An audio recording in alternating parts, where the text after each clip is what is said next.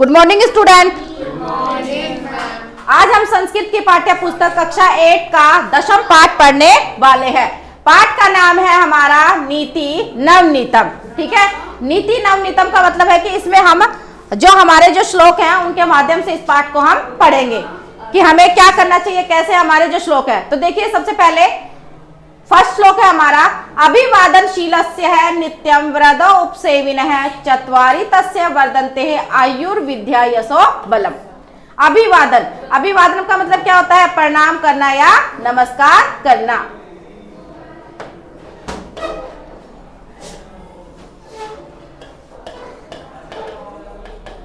अभिवादन का मतलब होता है नमस्कार करना। शील यानी कि जो गुण है उसके लिए आया है ये।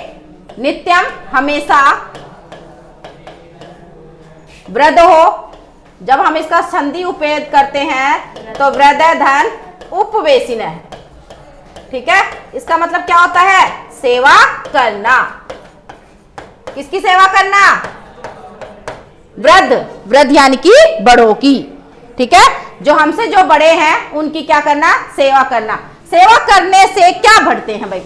चत्वारी, चत्वारी का मतलब होता है चार, तस्य उसके, उस व्यक्ति के, वर्धन्ते बढ़ते हैं। यानी कि जो व्यक्ति जो होता है, जो अभिवादन करता है, नित्यम यानी कि रोजाना हमेशा, और बड़ों की जो सेवा करता है उसके 4 गुण बढ़ते हैं। आयु विद्या यशो बलम, यानी कि उसकी आयु में वृद्धि होती है, उसकी विद्या बढ़ती है, यश सम्मान और उसका बल बढ़ता है, यानी कि बल में वृद्धि होती है। जैसे ये है, प्रणाम करने वाले तथा नित्य वृद्ध लोगों की सेवा करने वाले व्यक्ति की 4 चीजें बढ़ती है, आयु विद्या यश और बल। सेकंड है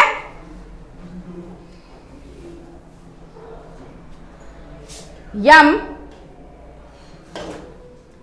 यम, यम का मतलब होता है जो।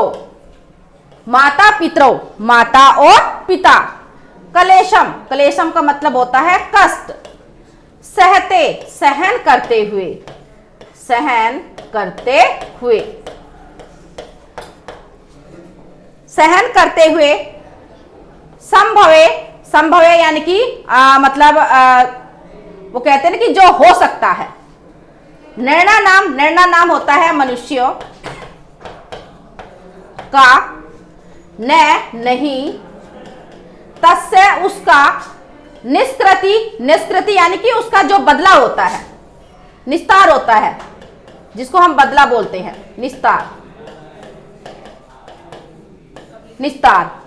सक्या कर, तुम कर सकते हैं। वर्ष शतैरपि, वर्ष शतै का मतलब होता है सैकड़ों वर्षों तक, सैकड़ों वर्षों तक। ठीक है, रपि, रपि यानी कि अपी है यहां पर, अपी, अपी का मतलब होता है भी।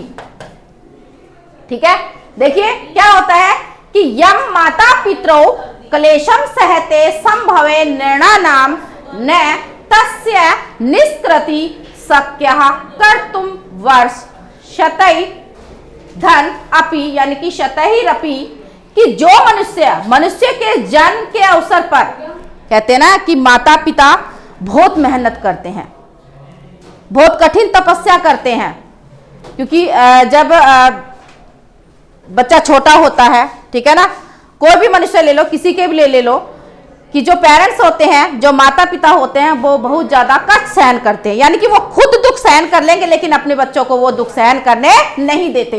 तो उसके लिए श्लोक आया है कि मनुष्य के जन्म के अवसर पर माता पिता जिस कष्ट को सहन करते हैं, ठीक है, जिस कष्ट को सहन करते हैं उसका बदला सैकड़ों वर्षों तक भी नहीं चुकाया जा सकता। चुकाया जा सकता है क्या? नहीं चुकाया जा सकता ना, क्योंकि पेरेंट्स जो माता पिता होते हैं वो बच्चों के लिए कष्टों को सहन करते हैं। ठीक है, तो जो बच्चे होते हैं वो उसका बदला सैकड़ों वर्षों तक भी नहीं चुका सकते। ठीक है, इस श्लोक के माध्यम से यही बताया गया है। नेक्स्ट है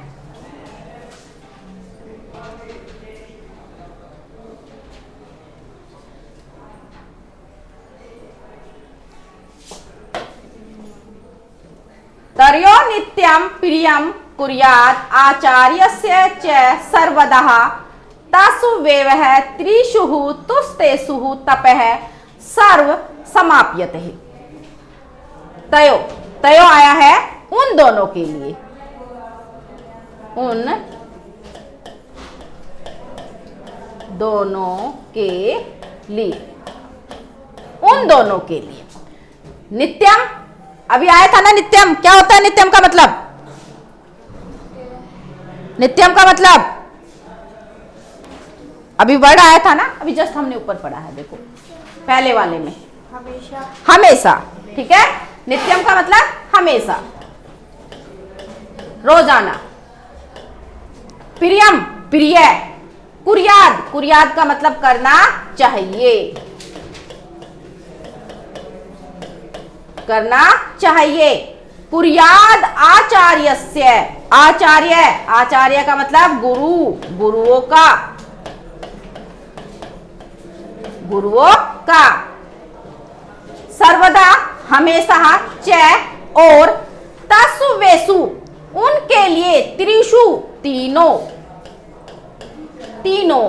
तुष्टेसु, तुष्टेसु का मतलब होता है संतुष्ट होना, संतुष्ट हो जाना। ठीक है, तप है तपस्या या तप, सर्व सभी, समाप्यते है, सर्व का मतलब सभी, समाप्यते संपन्न हो जाते हैं। ठीक है, तो इसके माध्यम से देखिए क्या कह रहे हैं कि तयोर नित्यम प्रिय कुर्याद आचार्यस्य चह सर्वदा तसु वेवः त्रिषु तीनों तुष्टेषु तपः सर्व समाप्यते, कि उन दोनों का, उन दोनों यहाँ पर वर्ड किसके लिए आया है? माता और पिता के लिए। ठीक है, उन दोनों का मतलब है यहाँ पर माता और पिता के लिए। कुर्याद आचार्य, आचार्य का मतलब क्या होता है भाई? गुरुओं का। ठीक है, कि उन दोनों यानी कि माता पिता और गुरु का हमेशा, हमेशा क्या करना चाहिए? प्रियम, यानी कि उनकी भलाई के बारे में, उनके अच्छे के बारे में हमें सोचना चाहिए। कौन कौन सा तीन है?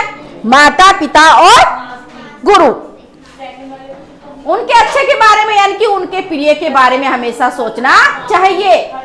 तस्वेसु त्रिषु, उन तीनों के, तुष्टेषु प्रसन्न हो जाने पर, सर्व समाप्यते, जो सारे जो हमारे तप है, तपस्या है, वो क्या हो जाती है? पूरी हो जाती है।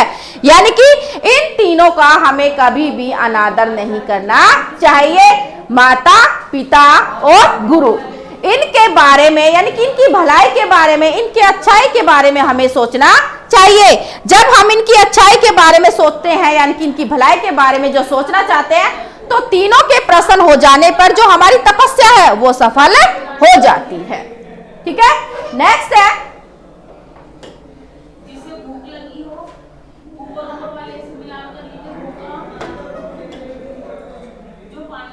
नेक्स्ट है सारो परवसम दुखम सर्व आत्मनः वसम सुखम एतत् एतद् विद्यात् समासेन लक्षणम सुख दुखयोग। ठीक है, सर्व, सर्व का मतलब आया यहाँ पर दूसरे के लिए, दूसरे के। परवसम, परवसम का मतलब होता है वश में हो जाना। परवसम यानी कि दूसरों के वश में हो जाना, वश में हो जाना। ठीक है, दुखम, जो दूसरों के वश में होता है वो क्या होता है भाई? दुखी रहता है। कहते हैं ना कि आप तो दूसरों पर निर्भर हो, कि आपके सारे काम तो दूसरे लोग करते हैं ना। अच्छा, घर में आपके सारे काम मम्मी करती है, पापा करती है, कोई भी करता है, लेकिन जब आप करते हो तो आपको क्या क्या लगता है? दुख होता है ना, यार ये काम नहीं करना था, ऐसा नहीं करना था। लेकिन हमें अपने काम यानी कि हमें अपने आप पर निर्भर होना चाहिए, हमें आप पर निर्भर होना चाहिए, न कि हमें दूसरे पर निर्भर होना चाहिए। बाई चांस अगर दूसरा नहीं है तो उस काम को करने में हमें दुख या तकलीफ होती है ना, लेकिन अगर हम उस काम को अपने आप करेंगे तो हमें उसे प्रशंसा है यानी कि हमें खुशी मिलती है। तो इसमें श्लोक में यही कहा गया है कि दूसरों के वश में होना दुखम, दुख है, हम दूसरों के बस में रहते हैं तो हमें क्या होता है भाई, दुख होता है। सर्व आत्मने वशम सुखम, सर्व आत्मने, और अपने आप के वश में जब होते हैं, आत्मने वशम का मतलब होता है अपने आप के वश में, अपने आप के वश में रहते हैं तो हमें क्या मिलता है, सुख ही मिलता है। दूसरों के वश में रहते हैं तो क्या मिलेगा, दुख मिलेगा, और अपने आप के वश में रहेंगे तो हमें क्या मिलेगा, सुख मिलेगा।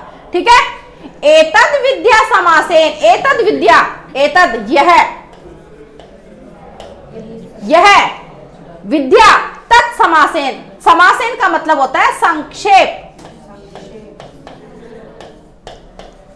संक्षेप, संक्षेप का मतलब होना कि हमने कोई सार कह दिया और उसको हमने छोटा करके बोल दिया, संक्षेप में कर दिया उसको। ठीक है, संक्षेप होना, लक्षणम सुख दुख यो, यानी कि यही जो सुख दुख की जो परिभाषा है संक्षेप में हमें जानना चाहिए। बिल्कुल सोच है कि हमें दूसरों पर निर्भर नहीं रहना, हमें अपने आप पर निर्भर रहना है, अर्थात हमें दूसरों के वश में जो रहता है वो क्या मिलता है, उससे हमें दुख मिलता है, और जो अपने अपने वश में रहता है उससे हमें सुख मिलता है। तो ये एक छोटा सा संक्षेप है। ठीक है, तो इसे हमें समझ जाना चाहिए कि सुख दुख की यही एक परिभाषा है, सुख दुख की क्या है, परिभाषा है, संक्षेप में एक सुख दुख की परिभाषा है। ठीक है, अब देखिए नेक्स्ट है,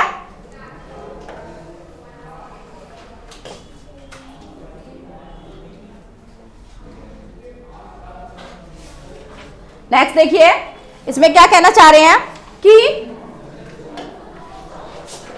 यत् कर्म कुर्वतो अस्य सयात् परितोषो अंतर आत्मनः तत् पर्यतेनेन कुर्वितः विपरीतम तु वर्जयेतः, वर्जयेतः। देखिए यत् कर्म, यत् का मतलब होता है कि जिस कर्म, कार्य, जिस कार्य, कुर्वतोस्य, कुर्वतोस्य यानी कि करते हुए, करते हुए, सयात् परितोष है, सयात् हो, परितोष है, परितोष का मतलब होता है संतोष हो जाना, यानी कि संतुष्ट हो जाना, आत्मन है, अंतरात्मा, अंतरात्मा,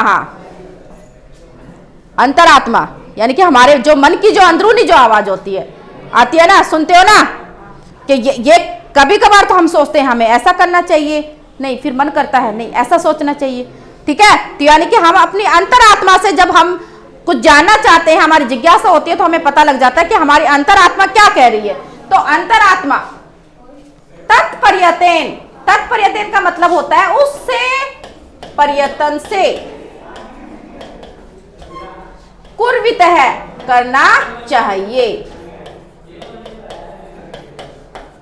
चाहिए। विपरीत, विपरीत का मतलब क्या होता है,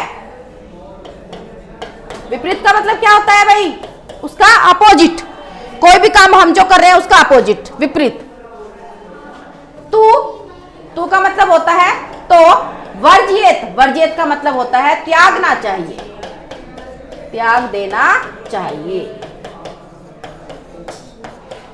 ठीक है, देखिए अब इसमें क्या कह रहे हैं कि यत् कर्म है कुर्वितो अस्य है सयात् परितोष है अंतरात्मन, कि जिस कार्यों को करते हुए, कोई भी काम हो, कोई भी हमारा काम हो, कि उसे करते हुए अंतरात्मा को संतोष होता है ना। जब भाई टीचर ने कोई भी आपको चैप्टर दिया, लर्निंग के लिए दिया या करने के लिए दिया, तो आप कर लेते हो तो आपको अंदर से खुशी होती है ना कि हाँ आज तो हमारा काम हो गया, हम संतुष्ट है, मतलब हमें अंदर से हम संतुष्ट हो गए। तो कह रहे हैं कि जिस काम को करते हुए अंतरात्मा को संतोष होता है, यत् पर्यतन कुर्वित है, उसे पर्यतन पूर्वक करना चाहिए, जिससे हमें खुशी मिलती है। उस काम को हमें कैसे भी यत्न करके, कुछ करके उसे हमें करना चाहिए कि हमें इससे खुशी मिलेगी। इसके विपरीत जो भी आपके गलत कार्य हैं उसे हमें छोड़ देना चाहिए, अर्थात उनका हमें त्याग कर देना चाहिए, क्योंकि उनसे हमें खुशी नहीं मिलती है। भाई खुशी हमें किन से मिलेगी? जो हमारे अच्छे काम होंगे, जिस काम को करने से हमें खुशी मिलेगी, हमारी अंतरात्मा है उसे हमें संतोष मिलेगा, तो उसे कार्य को हमें करना चाहिए। उसे हम प्रयत्न पूर्वक कैसे भी करके, अभ्यास करके, प्रयत्न करके उस काम को हमें पूरा करना चाहिए। और इसके विपरीत जो गलत कार्य है उसे हमें त्याग देना, अर्थात उसे हमें छोड़ देना चाहिए। ठीक है, अब देखिए नेक्स्ट क्या है।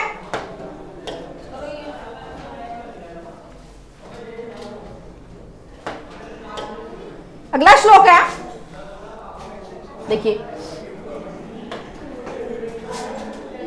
दृष्टिपूतम न्यसेत पादम वस्त्रपूतम जलम पीबेत सत्यपूताम वदेव वाचः मनः पूतम समाचरित है।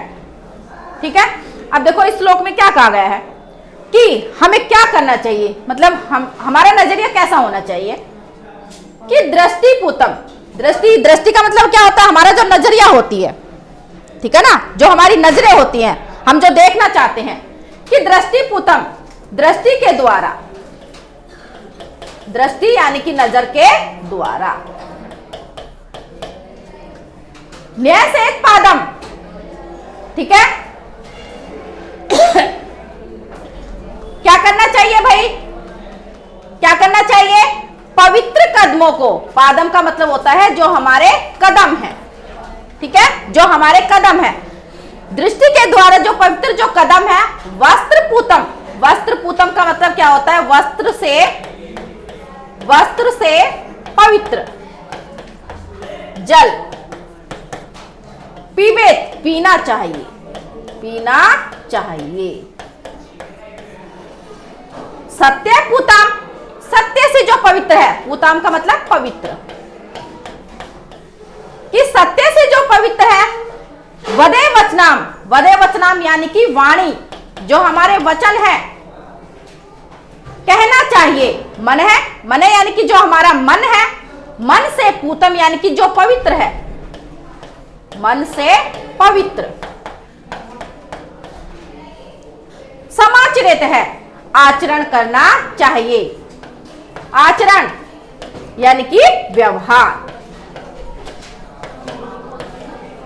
क्या है? देखो कि दृष्टिपूतम, जो हमारी नजरिया है उससे पवित्र, यानी कि हमें, हमारे जो कदम है, ऐसा नहीं कि हमारा जो नजरिया है, हमारी जो दृष्टि है उसे हमें सही रखना चाहिए, उसको पवित्र रखना चाहिए। कहने का मतलब ये है कि दृष्टि से पवित्र हमें कदमों को रखना चाहिए, यानी कि हमारा जो देखने का नजरिया है वो एकदम सत्य होना चाहिए, स्वच्छ होना चाहिए। कहने का मतलब ये है हमारा नजरिया बिल्कुल साफ होना चाहिए, उससे जो हमारा पवित्र कदम है वो वहीं पर हमें रखने चाहिए।